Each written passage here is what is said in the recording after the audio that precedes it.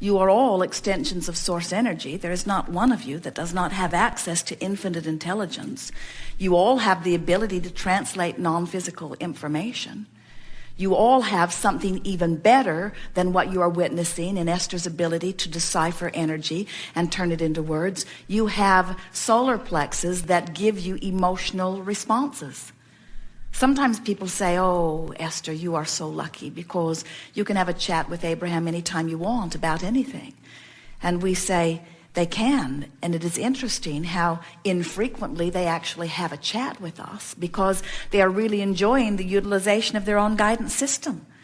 As Esther is driving the monster bus down the road with the Yukon in tow, all of that weight and all of that power and that great rate of speed flying down the freeway, and we are aware that there's something out there in the road that is different than what she is wanting to experience. She is not wanting to run over it. If we had to take the time for her, Esther, it's good time for you to go in meditation and quiet your mind and stop chattering with Jerry and listen to us and get her attention as we are tugging on her shoulder or on her ear. And now she's tuning in. Oh, yes, Abraham, what is it that you want to say? Oh, and by the way, it's a very nice day, isn't it? And you noticed what a beautiful day it is. By then she's run over whatever it is that's in the road that we are trying to guide her around. Where if she is just in her joyful state of being, she receives an impulse to slow down or an impulse to look more clearly, or an impulse to exit the road, or the impulse to change lanes. And you are all receiving these impulses all day, every day, as the universe is conspiring to assist you in living the life experience that you are wanting to live.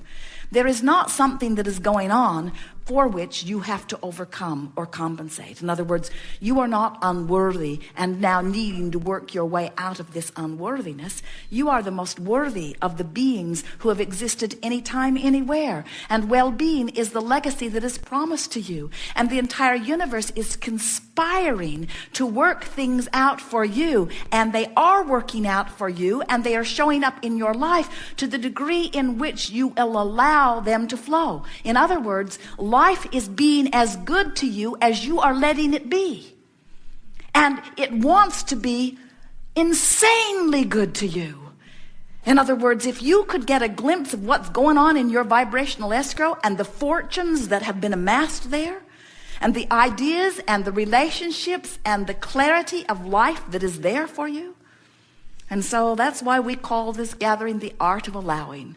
And it could as easily be called the art of getting off my own back, or the art of giving up my own self-imposed limitations, or it could be called the art of letting go, or the art of lightening up, the art of chilling out, the art of not making a big hairy deal out of everything. In other words, it is the art of just relaxing and acknowledging that life is supposed to be good and is being good. And oh, look, there's evidence of it for me. And look, there's evidence of it for me. And oh, look, there's evidence of it for me.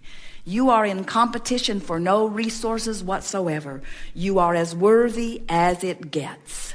There is not one who is more deserving of well-being than you. And it's time for you to admit that on your own terms and practice what it would feel like. How would life be different if I really knew that I am worthy?